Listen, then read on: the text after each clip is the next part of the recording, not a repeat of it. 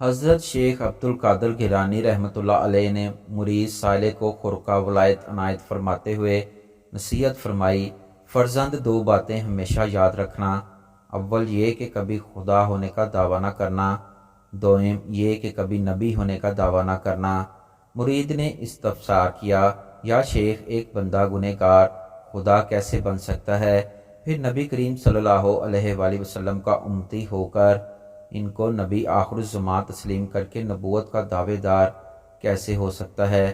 الیاس باللہ و نعوذ باللہ من ذالک۔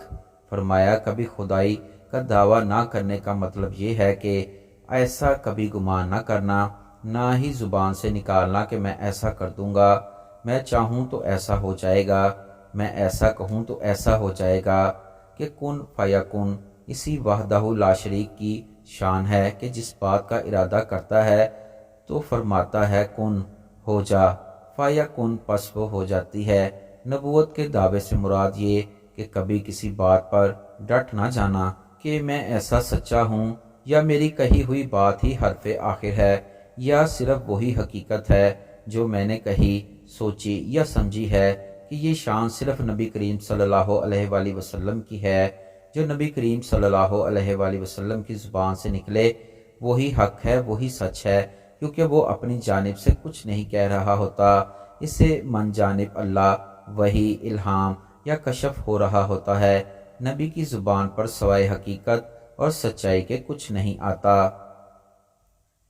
ایک بادشاہ نے اپنی رعایا پر ظلم ستم کر کے بہت خزانہ جمع کر لیا تھا، اور شہر سے باہر جنگل بیابان میں ایک خفیہ غار میں چھپا دیا تھا۔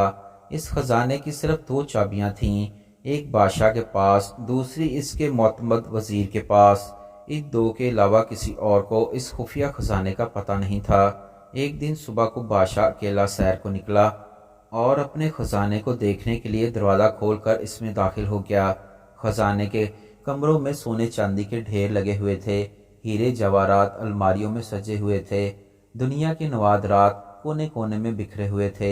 وہ ان کو دیکھ کر بہت خوش ہوا۔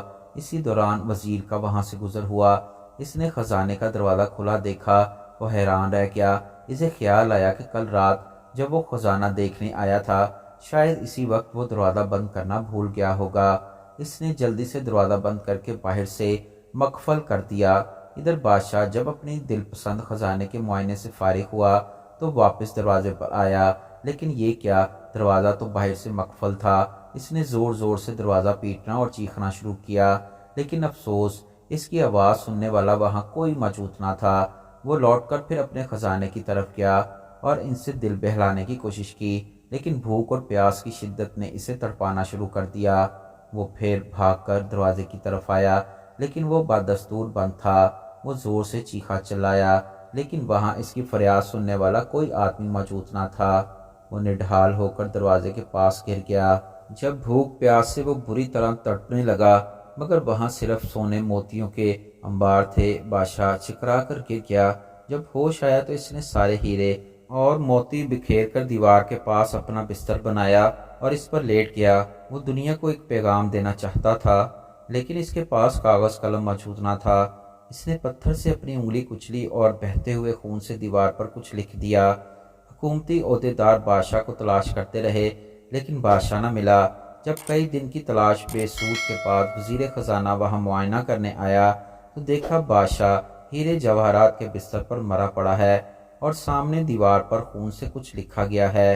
اے دنیا والو، یہ ساری دولت ہیرے جواہرات ایک گلاس پانی کے برابر بھی نہیں ہے۔